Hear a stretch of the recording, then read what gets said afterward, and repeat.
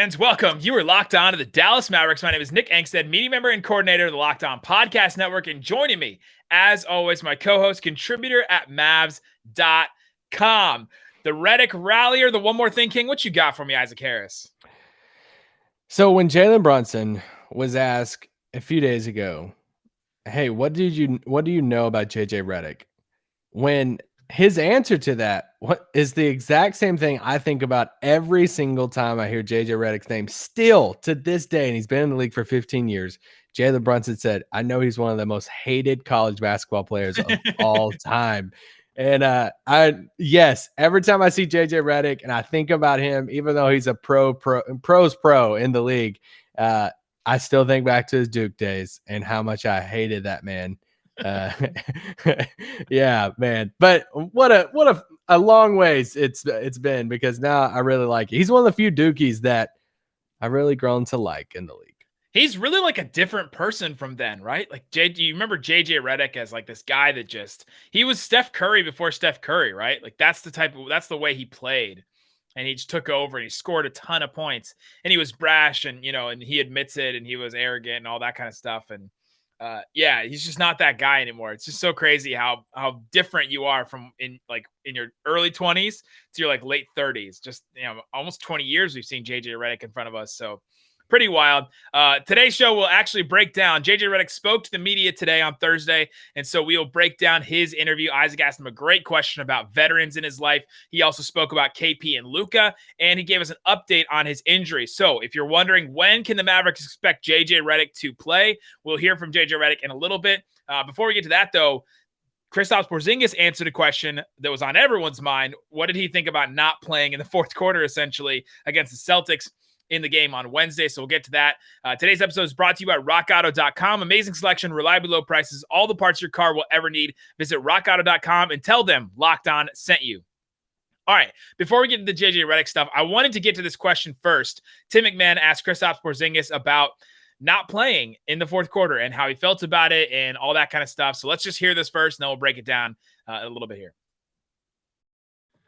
Hey, KP, obviously you're a competitor. I'm sure you would have liked to play more in the fourth quarter yesterday. Rick explained it was because of the Celtics' small lineups. Just curious on your thoughts about that situation, and, in a league that you're going to see small lineups on an increasingly frequent basis, kind of, what you can do to put yourself in a position to be on the floor in those situations. Oh, yeah, no, of course I want to be out there. I want to do what's best for the team.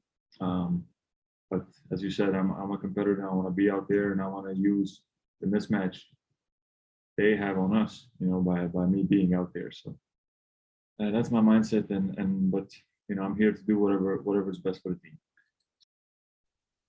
So I found that answer to be pretty interesting, because he kind of wants to flip it on its head. I want to be able to find the mismatch that I create. And I think he does create mismatches for centers, right? We've seen centers like, Rudy Gobert kind of get taken out of games. Not this year, but in past years, we've seen him get taken out of games because KP pulls him away from the basket. But it's hard when a team goes small. KP has not been able to take advantage of some of those, smaller wings. The Mavs have gotten away, or other teams have gotten away with guarding him with Derrick Jones Jr. and players like that. So the Mavericks have to come up with something. And I thought they tried against Boston, at least at the beginning, to post KP up, to get him in position. There are specific times when Jaylen Brown would be on Porzingis, and they ran kind of like an Iverson cut for him, and he would go to the strong side, and then everybody else would go to the weak side, and then they would get the ball to him, and he had some space there, and it was just him one-on-one against Jaylen Brown, and he would turn around and hit one of those shots over him. So I felt like they were trying to do some of that kind of stuff, but if the Mavericks do want to go far and KP wants to be a big part of that, they do have to figure out some way for him to take advantage and not for him to be taken out of games if he's going to, like he was against the Celtics.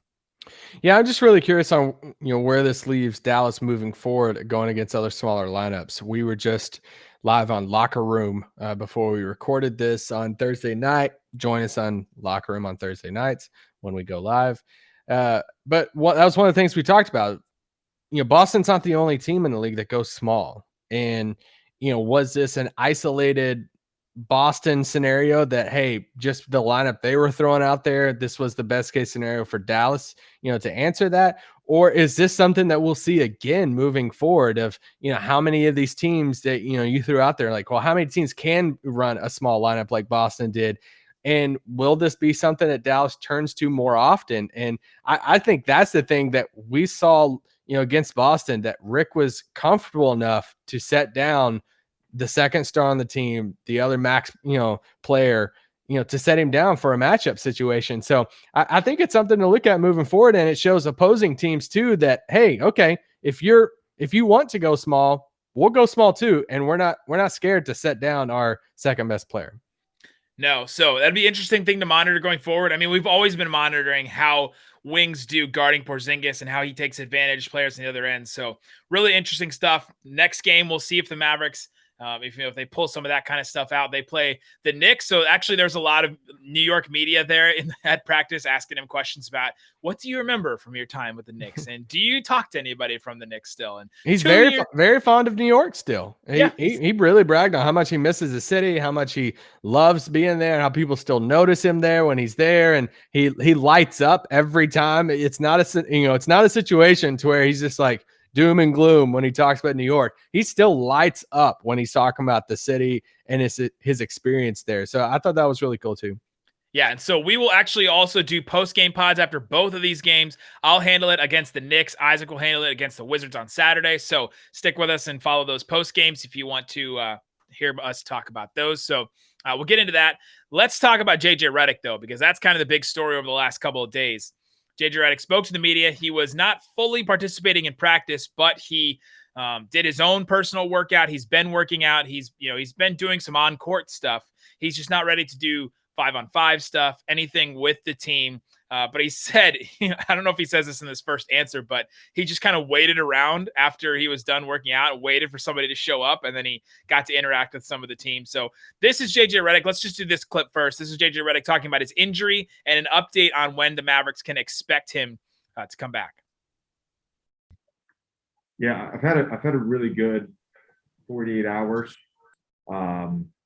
Last week I started on Monday, and it was just a general progression from standstill, spot shooting, a lot of form shooting, free throws, stationary ball handling, to shorter movements. The last couple days I've been able to do some sprinting, whether it's 15, 20 feet short sprints or full court sprints. So it's just a matter of being able to maintain that. This is all progression and build up. So I'm hopeful, that I'm close and not too far away. It's hard to really give a timeline on anything, but this is exactly 3 weeks from my injection, and I think I'm progressing. Yeah, so he really doesn't have a timetable. It seems like 3 weeks from the injection. We talked to Dr. Brian about that. I may have him on again for another segment to clarify some of the stuff that we've heard as of late from JJ Redick. So, interesting stuff from him. And it seems like he's at least it's a good sign he's back on the court, right? If he was doing non-contact anything and he was just not on the court at all, like he couldn't walk, we'd be more concerned, I think. But at least it's progress to see him doing on-court stuff.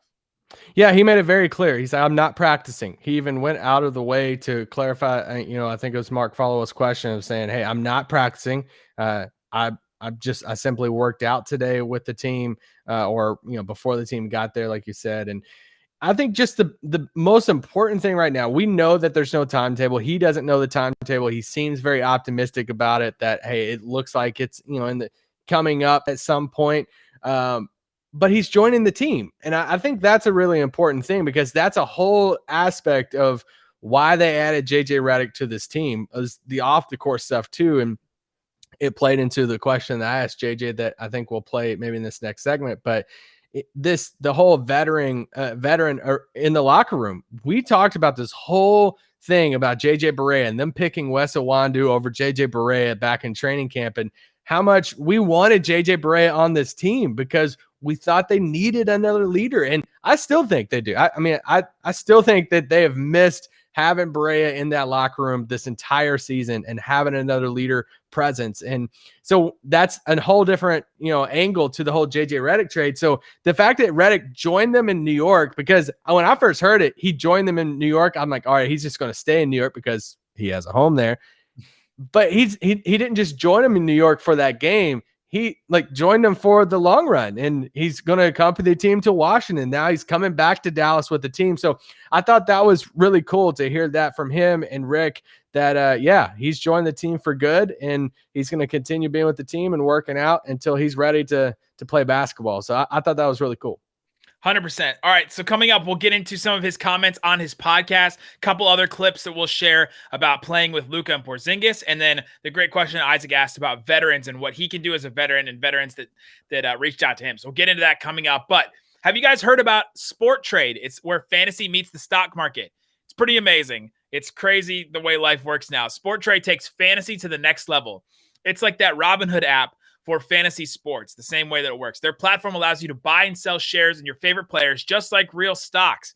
Finally, a fair and exciting way to cash in on your knowledge of sports. If you know somebody's about to skyrocket, take advantage of it. If you have that sleeper player, that draft player that's going to go low in the draft, you think it's going to be really good, this is a time to put some money down on it. Use it and put it down on Sport Trade. So go there, simply go to Sport Trade, watch the How It Works video, and sign up to get started. Sign up today at sporttrade.com. Discover the fun and exciting and profitable new world of sports trading. This is truly the evolution of fantasy sports. You can actually put money down and buy and sell, right? It's living. It's not like a fantasy where you have to win matchups. It's like you literally get money out of the value of these players. You'll be amazed. Don't sit on the sideline any longer. Get in on the game at sporttrade.com. Also want to tell you about rockauto.com. It's the one place where you can go and save some money on car parts. I got a car sitting out in my driveway, Isaac. I got to put some work into it. I don't know what I'm doing, but if I'm going to put some work into it, I might as well get some parts that won't cost me way more than they should. So I'm going to do it at rockauto.com. Look at the make, the model. They've been doing it forever. Since the 1990s, I think they've been putting car parts online for customers to get. So they've been doing it for a long time. They know what they're doing there. And their prices are always reliably low, the same for professionals and do-it-yourselfers. Just go check out what they have available for your car or truck. Go to rockauto.com right now. See all the parts available for your car or truck. Right, Locked On. And how did you hear about us box? They know that we sent you. Amazing selection, reliably low prices, all the parts your car will ever need. rockauto.com. Also, I want to tell you about our friends at Locked On Today. Go listen to Locked On Today. All kinds of MLB opening day stuff will be on Locked On Today. All the sports news you need from the great Peter Bukowski in under 20 minutes. Subscribe and follow Locked On Today wherever you get your podcasts. All right, Isaac Harris. So JJ Redick on his podcast. By the way, his podcast is Old Man in the Three. It's a great show. They always have good stuff there. It's JJ Redick and Tommy Alter.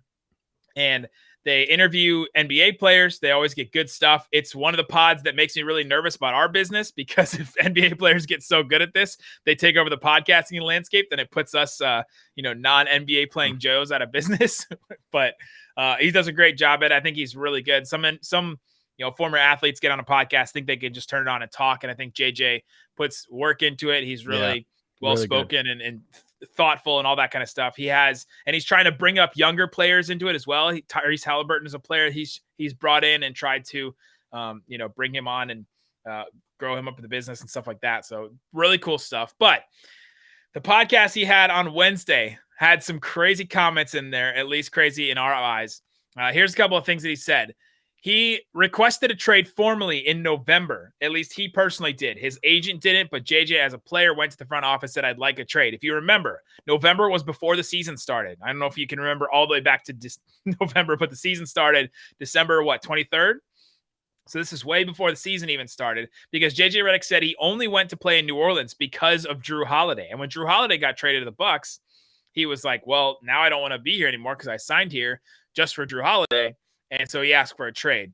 And he knew what was coming because of Stan Van Gundy. He had played for Stan Van Gundy before and didn't think that he could, handle that basically anymore. So he had conversations with David Griffin, Trajan Langdon, and he requested a trade. And they said, come down, be with the team for a little while, for about a month, and then we'll send you somewhere that you want to go. Dallas was not one of those teams that he necessarily wanted to go to. And he said it was no fault of Dallas. It wasn't that Dallas was a place that he didn't necessarily want to go to, but it wasn't one of the places he picked. And so he felt betrayed by the front office that they didn't send him to, obviously it's, he said a place in the Northeast. So I'm thinking either Brooklyn or the Knicks, right? Or maybe back to the Sixers, right? It's one of the places he wanted to go to. So it was really interesting. The comment everyone's picking out right now is obviously he did not honor his word. That's what JJ Redick said about David Griffin. Man, it's so hard to try and like piece some of this stuff together because you're just hearing it from JJ's side. It's really interesting that an athlete has this kind of platform to really share their story. But what do you take of David Griffin having not really even a say here, but all of a sudden his words are being used against him in this he said, she said, they said that they're going to send him to, a place he wanted, and then they didn't, and then they kind of went back on their word. Yeah, I mean, I think it is a low blow from New Orleans. I mean, the fact that you make that commitment, that's the thing. I've seen so many people, come at JJ Redick and saying basically, well, this is part of the business, bro.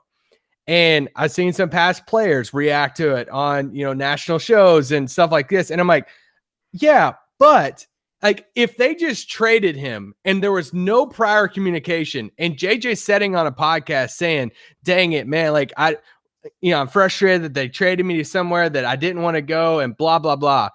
If that was the case, I would get all the backlash to JJ, but I don't get all the backlash to JJ right now because this was an ongoing conversation that he had with that front office. This man has been in the league 15 years. He's a vet. He has a relationship with Stan Van Gundy. He used past tense too with David Griffin and all.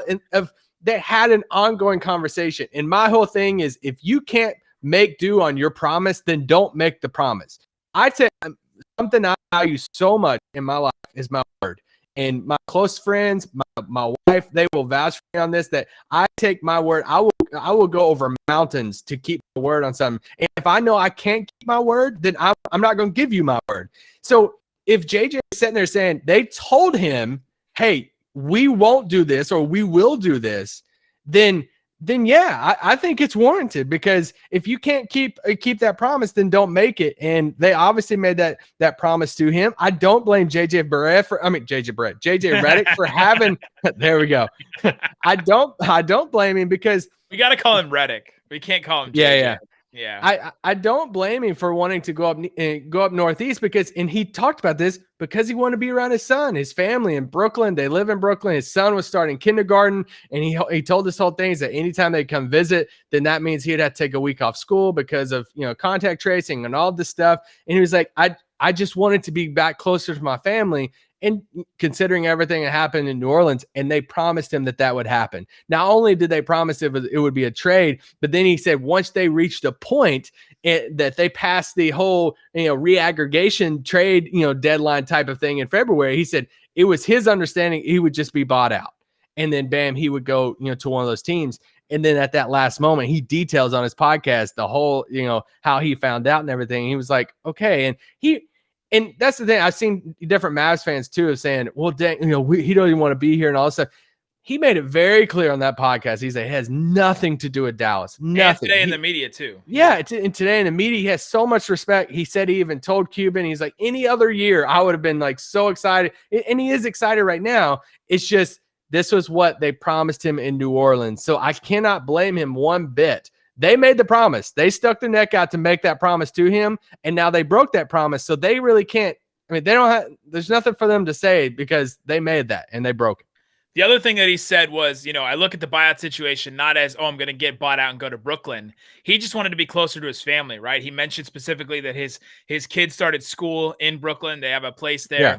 He just wanted to go see his family and be within driving distance. And he also mentioned, not only did they send him and trade him to a place that he didn't request or didn't put on that list that they gave him, that they promised, they sent him farther away, right? Dallas is farther from Brooklyn than New York is. So that isn't that much farther, but well. It's a little farther though. But I guess there's a better airport. I don't know. There's all kinds of things you can go back on.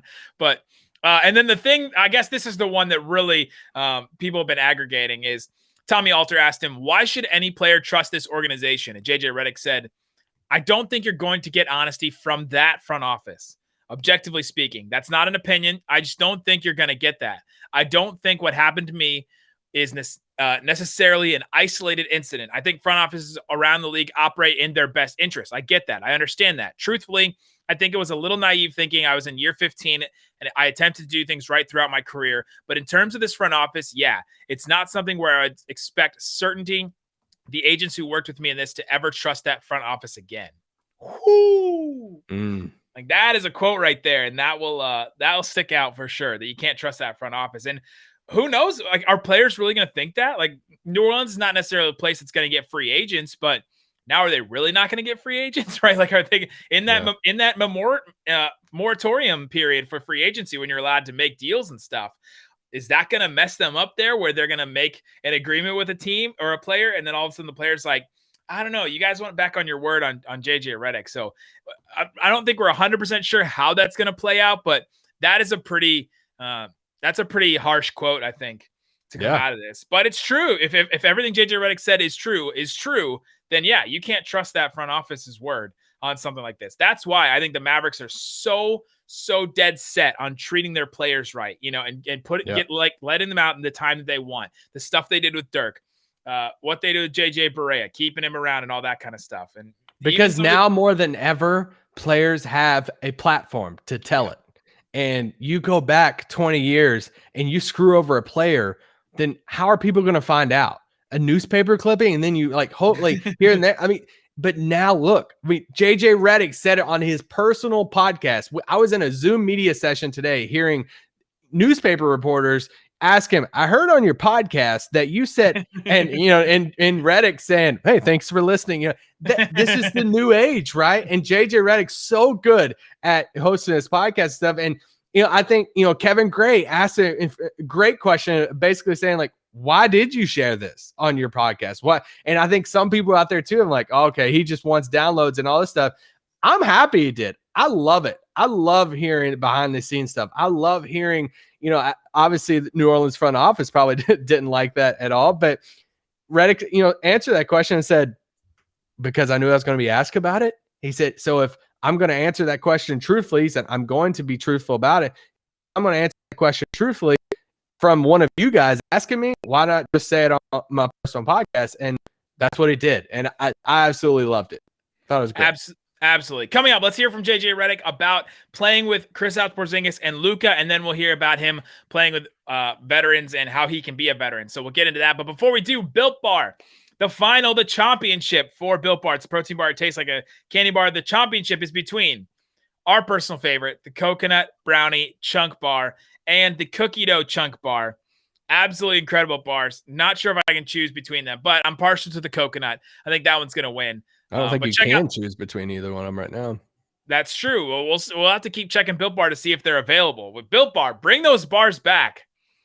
If this is a publicity stunt, please bring the bars back that people want. Give the people what they want. Vote for the coconut brownie chunk just so it can win, and hopefully they're like, oh, the winner, we're going to bring it back. Yeah. Protein. It's a protein bar. It tastes like a candy bar. They're low calorie, low sugar, high protein, high fiber, amazing tasting. And you can go get them at builtbar.com. Use that promo code LOCKED15 and get 15% off your next order. Go check out builtbar.com. Also want to tell you about betonline.ag, the best place to put down some money on so much stuff. I mean, literally almost anything you can put money down. They have still stuff for the NCAA tournament. They have football. They have basketball. They have NBA. Sometimes they have NBA futures. You just have to check every once in a while. Let's see what they have today. They have a couple of games for Friday. If you're watching this, they don't have the Dallas Mavericks up yet, but they have the Lakers 4.5-point underdog against the Sacramento Kings.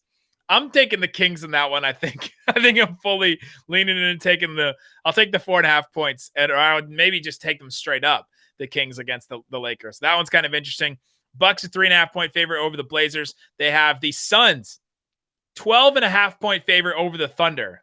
Give me I'll take the Thunder to cover that 12.5 points. That Thunder team is scrappy and they will stick with you. Even though the Suns team is playing really well, I think that this Thunder team, depending on who's playing, I guess, but even most nights, they kind of trap you a little bit there. So interesting stuff. You want to put some money down, go to betonline.ag, use that promo code LOCKEDON, get a 50% welcome bonus to your first deposit. BetOnline, your online sportsbook experts.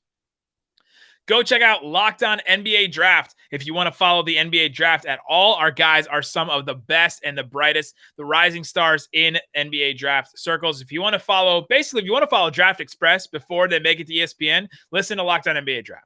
All right, let's get into some other quotes. So JJ Redick made a comment about playing with Luka and Porzingis. I found it kind of interesting. So here's JJ Redick talking about playing with those two guys.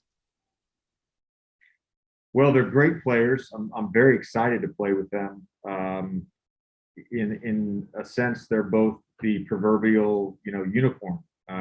There's not many people at 7'3" that can do what KP does, and Luka is as good as anybody in the league at creating his own shot and creating for other people. So it's, I've been very fortunate to play with some great players in my career, and those two guys are going to be at the top of the list for sure. Cool. I like that he called both unicorns because we don't really hear Luka be called a unicorn very often when he really is for what he does at his size and playing. And almost more so than KP. Well, I mean, KP is just so unique in the sense of being 7'3" and doing what he does. I mean, we've at least seen some 6'7", 6'8" guys be playmakers and, shoot and stuff like that. But KP, there is more, unicorn-ish type stuff, I guess, for his size. But he's got that silver blood, and it would be a crime to kill one. That's basically. It's crazy. He talked about this on his podcast, with Tommy, of the young guys that he's played with in his career, from a young Dwight, to obviously Zion recently, and Luka and KP, and it's just Joe and Joel Embiid and Ben Simmons, those guys in Philly. Like he's had these young guys that he's played with, and he can secret or quietly put together a starting five of teammates. Here's the list. Let's pick five players you want to start a team with, right? Luka, Porzingis, Zion, Brandon Ingram, Drew Holiday, Chris Paul, Blake Griffin, Joel Embiid, Ben Simmons, Dwight Howard, and Monta Ellis. So you have a starting five of Luka, Zion, and Chris Paul, and Embiid, right? Like that's four right there. Then all of a sudden, where do you want to go after that? You could go crazy big with Dwight Howard. Would you rather have Dwight Howard or Joel Embiid? Prime Dwight Howard was, as the kids say, a problem. Honestly, though, a lot of people forget how good Dwight was. I mean, he's a Hall of Famer. So he 100%. Was so good in Orlando. Unbelievable. Yeah, crazy. I think I would go, so Chris Paul, Drew Holiday, Luka, Zion, and then Embiid or Dwight. That's quite the starting five you could start with. And we still don't exactly know how Luka and Zion's careers are going to pan out, but that's a pretty crazy list. So yeah, he's played with a lot of good players, and it'd be really interesting to see how he pans out. All right, this last one is a really good one. Isaac asked this question about JJ Redick playing with veterans in his past and how they helped him and how he can kind of help the Mavericks now. JJ, Carlisle has mentioned a few times just about adding your experience and just your veteran presence around this young team. I'm wondering if there was somebody early in your career that was a veteran that had that experience that plugged into you that you learned a lot from. Sure. I get asked that every now and then, and it's usually the same few guys. For me, the guy that really gave me life and encouragement early in my career when I was struggling was Keon Dooling, who's now an assistant with the Utah Jazz. Keon was just great for me my first 2 years. My third year, we signed Rashard Lewis, and Rashard was really good to me in terms of being a teammate and a friend. But watching Rashard and what I learned from watching him probably had the greatest impact on my career. And it's funny because Ray Allen learned from one of his teammates how to be a pro by watching him. Rashard learned from Ray Allen how to be a pro from watching him. And I learned how to be a pro from watching Rashard. So I would say probably those two guys probably had the biggest impact. That's crazy, the lineage. I love that last part about the lineage of he learned from him, who learned from him, who learned from him. We're going to do that with Dirk and Luka maybe, or Dirk and somebody else. It's going to be like Jalen Brunson, or it's going to be a Maxi Kleba, or Dorian Finney-Smith. Like somebody is going to be that guy that learned from Dirk that now teaches this guy. And all of a sudden we're going to draw a line straight from like Dirk to like Cade Cunningham or somebody, it's like going to be that kind of line. There's a direct line between Dirk and Luka though. That's pretty crazy.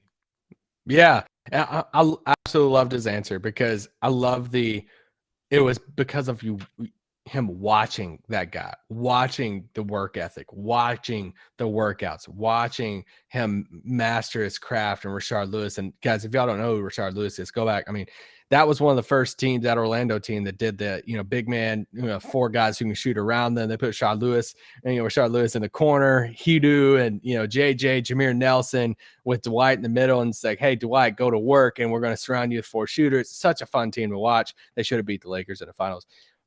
But with Courtney Lee just had to miss the layup. But JJ, him watching Lewis and Lewis watching Ray Allen, and I think this is this type of stuff that when you have leaders and you have guys like Redick on your team, and you have a team of young guys like Dallas has with Brunson and Luka and these guys, they get to watch JJ go to work. And that's the type of stuff, no matter what type of, JJ's not going to be playing 35 minutes a night, but they can see him before the game. They can see him in practice. They can see him at 36 years old, put in the work that he does and all these workouts and all this stuff. That's the type of stuff that we hear about, 3, 4, 5, 6 years from now.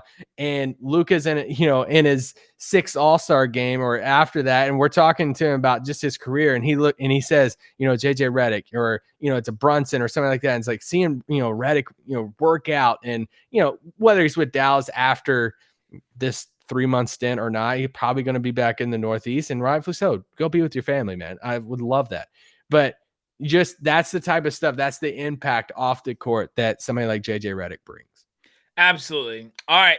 We will be back. I will cover the Knicks game. Isaac will cover the Wizards games. We'll have you cover both games with a post-game pod. So check back. Subscribe if you're not. If you're watching on WFAA, thank you so much for watching. Subscribe and follow on Spotify, Apple Podcasts, wherever you listen to your podcast. We appreciate you. Take us with you wherever you go. We're 5-day-a-week Dallas Mavericks podcast. Guys, thanks for